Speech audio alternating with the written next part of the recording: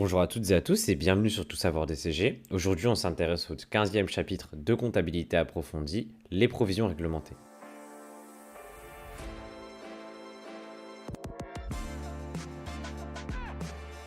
Premièrement, pour introduire ce chapitre, il faut comprendre qu'est-ce qu'une provision réglementée. Le plus simple, c'est de vous donner un exemple. Les amortissements dérogatoires qu'on a vus dans les premiers chapitres sont une provision réglementée. L'objectif principal de ces provisions, ce sont des provisions qui vont être déduites fiscalement et vont donc permettre de diminuer l'impôt de la société, mais il faut savoir que leur reprise est imposable. On va ici s'intéresser à deux types de provisions. Tout d'abord, la provision pour hausse des prix. Alors, pour donner un exemple, lors de la guerre en Ukraine, certaines entreprises ont eu beaucoup de mal à se fournir en matières premières et ont constaté une hausse des prix. Et donc, dans ce cas-là, si cette hausse a été constatée soit en N-1, soit en N-2, et que le prix a augmenté de 10% durant ces exercices, alors dans ce cas-là, elle peut constater une provision pour hausse des prix. Il y a deux méthodes pour calculer la provision à passer en N et elle va dépendre de si le prix de N-2 est inférieur au prix de N-1 ou inversement si le prix de N-1 est inférieur au prix de N-2.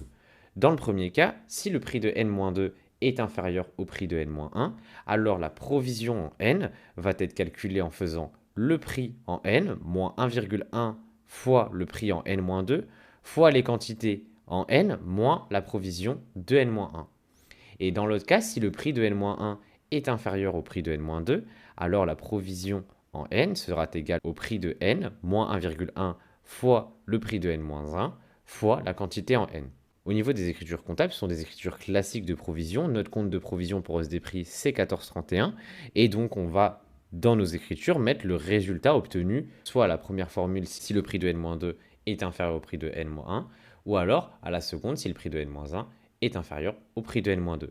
Et cette provision va être reprise dans le cas où le prix va revenir à son ancien niveau. Il est important de savoir que la provision est rapportée au résultat à la clôture du sixième exercice suivant celui de la dotation et elle reste 6 ans au bilan en faisant ressortir le montant de chaque exercice. La deuxième provision qu'on va voir, c'est la provision pour prêt d'installation à un salarié.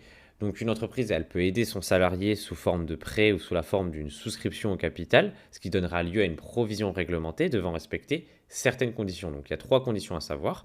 Dans le cadre d'un prêt, la dotation provision ne peut excéder 50% des sommes versées aux salariés.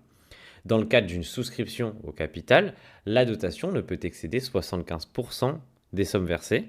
Et enfin, le plafond global, c'est 46 000 euros. Et notre écriture de provision, c'est une écriture classique avec un 142. Il faut bien retenir ces 3 règles avec notre plafond à 46 000 euros.